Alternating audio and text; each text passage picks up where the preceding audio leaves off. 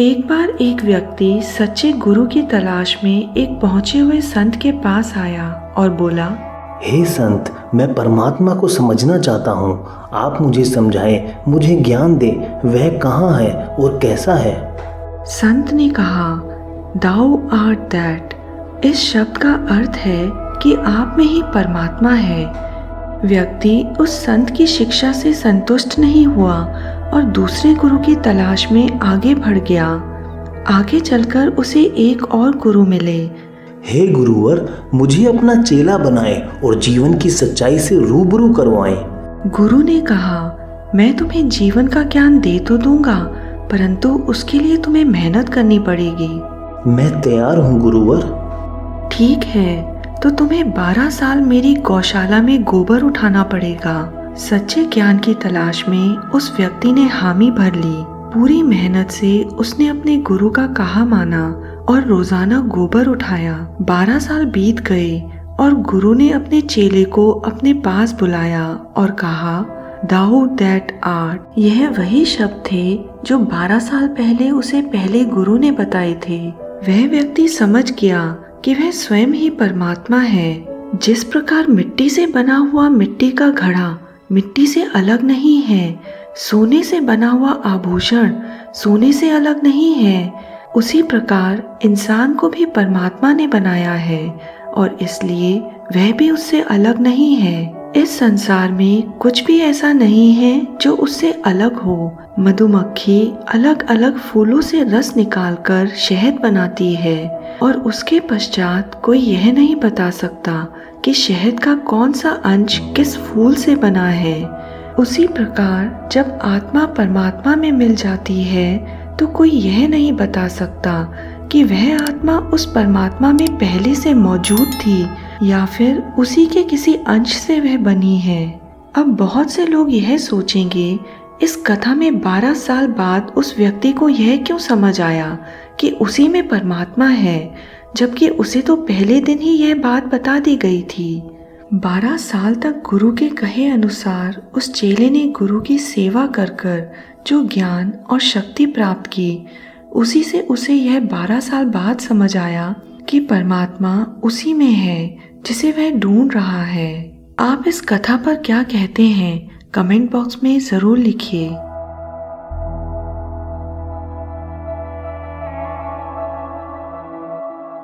एक दिन एक सिख संत की सभा में एक साधु आए। संत उस समय गुरबाणी सुना रहे थे। किस तरह जीवन दुखों से घिरा है सभी को समझा रहे थे। सभा खत्म हुई तो साधु उनके पास आए और उन्होंने संत से कहा, गुरु नानक देव जी ने जो शब्द कहे हैं, नानक दुखिया सब संसार, ये अति उपमा अलंकार है। जैसे कि हम कह देते हैं कि तुम्हारे दांत इतने चमक रहे हैं जैसे मोती चमक रहे हो। नानक दुखिया सब संसार, ऐसा कैसे हो सकता है? क्या कहीं भी कोई खुशी नहीं है, सुख नहीं है? यह जो शब्द कहे गए हैं सच नहीं है। नानक दुखिया सब संसार। हे महापुरुष, आप बड़े चिंतक हैं और ज्ञानी हैं, तभी तो हम कह रहे हैं जो नानक ने बात कही है वह गलत है, और जो आपने 2 घंटे का अपना आज सत्संग सुनाया है वह निरर्थक है, उसका कोई अर्थ नहीं है। संत जी को इस बात का बुरा नहीं लगा कि साधु ने संत को कुछ कहा, परंतु उन्हें इस बात का बुरा लगा कि साधु ने नानक जी के कथन को गलत बताया। मैं तो अभी भी इस बात को कहता हूँ, जो शब्द उन्होंने कहे हैं वह अति उपमा अलंकार नहीं है। जो भी उन्होंने कहा है वह संपूर्ण सत्य है। अति उपमा अलंकार तो कल्पना होती है। अगर आप सही हैं तो गुरबाणी तो कल्पना हो जाएगी, और जो गुरुजी ने कहा वह कल्पना नहीं सत्य है। यह आपकी नानक देव जी के प्रति श्रद्धा है जो तुमसे यह वचन कहलवा रही है, नहीं तो जो हमने कहा वही सत्य है। और कल मैं आपको इस बात का प्रमाण दूंगा, जो नानक देव जी ने शब्द कहे हैं वे गलत हैं, अति उपमा अलंकार हैं। और कल आपकी जुबान कबूल कर लेगी कि दुनिया में सिर्फ दुख नहीं है, सुख भी है। आप जैसा ठीक समझे, परंतु जहाँ तक मेरा मानना है, गुरु नानक देव जी ने जो वचन कहे हैं वह सत्य हैं। आप इस तरह का कोई प्रमाण पेश नहीं कर पाएंगे। वो तो कल पता चलेगा, कल मिलते हैं प्रमाण के साथ। इसके पश्चात साधु इस तरह हंसे मानो वह उस सिख संत पर कटाक्ष कस रहे हों। साधु वहां से चले गए, परंतु सिख संत को भी बेचैन कर गए। सिख संत यही सोच रहे थे, पता नहीं कल ये लोग मुझे क्या दिखाएंगे, कहीं मैं कुछ ज्यादा तो नहीं बोल गया। उन्हें पूरी रात नींद नहीं आई। अगली सुबह हुई। संत गुरुद्वारा साहिब में बैठकर लोगों को पाठ सुना रहे थे। 1 घंटा बीत गया, परंतु पाठ सुनाते सुनाते भी संत जी का मन इसी विषय पर सोच रहा था कि पता नहीं आज क्या होगा। तभी संत को साधु आते दिखाई दिए और उनके हाथों में एक गुलाब के फूल का गुलदस्ता था। गुलाब का गुलदस्ता साधु के हाथों में देख संत ने सोचा, साधु श्री गुरु ग्रंथ साहिब जी के लिए श्रद्धा तो पूरी रखते हैं, जो अमृत वेले के समय श्री गुरु ग्रंथ साहिब जी के लिए सुंदर गुलाब का गुलदस्ता लाए हैं। उन्होंने श्री गुरु ग्रंथ साहिब के सामने माथा जरूर झुकाया, परंतु वो गुलाब का गुलदस्ता उन्हें भेंट नहीं किया। उन्हें अपने हाथों में रखा और बैठ भी बिल्कुल कोने में गए। कथा की समाप्ति के बाद साधु ने संत से कहा, ज्ञानी जी, ये जो मेरे हाथों में गुलाब के फूलों का गुलदस्ता है, क्या वह तुम्हें दिखाई दे रहा है? प्रभु की बख्शीश है कि आंखों में रोशनी है। हाँ, मुझे दिखाई देते हैं।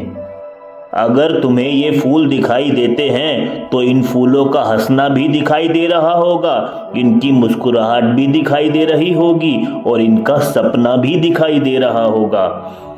बिल्कुल सही कहा, ये हंसते हुए प्रतीत हो रहे हैं।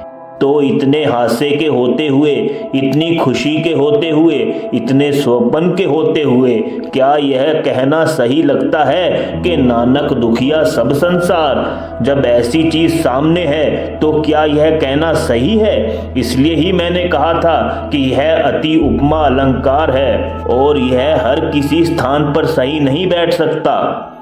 संत जी का मन हल्का हुआ और उन्होंने साधु से कहा, महात्मा जी, आपका धन्यवाद कि आपने मुझे इस खेड़े खुशी सुख के दर्शन करवाए। कल आपने वादा किया था और आज दिखाया। 24 घंटे आपने लिए, बस अब आप इस गुलाब के गुलदस्ते को 12 घंटों के लिए श्री गुरु ग्रंथ साहिब की हजूरी में रख जाओ। बाकी चर्चा इनके बारे में हम 12 घंटे बाद करेंगे। क्या बात कर रहे हो? गर्मियों के दिन है, 12 घंटे बाद तो ये गुलाब के फूल मुरझा जाएंगे। यह सुनकर संत जी ने तपाक से कहा, तो मुरझाना क्या आसमान से टपकेगा? ये जो मुरझाना है वो इसी खेड़े से निकलेगा।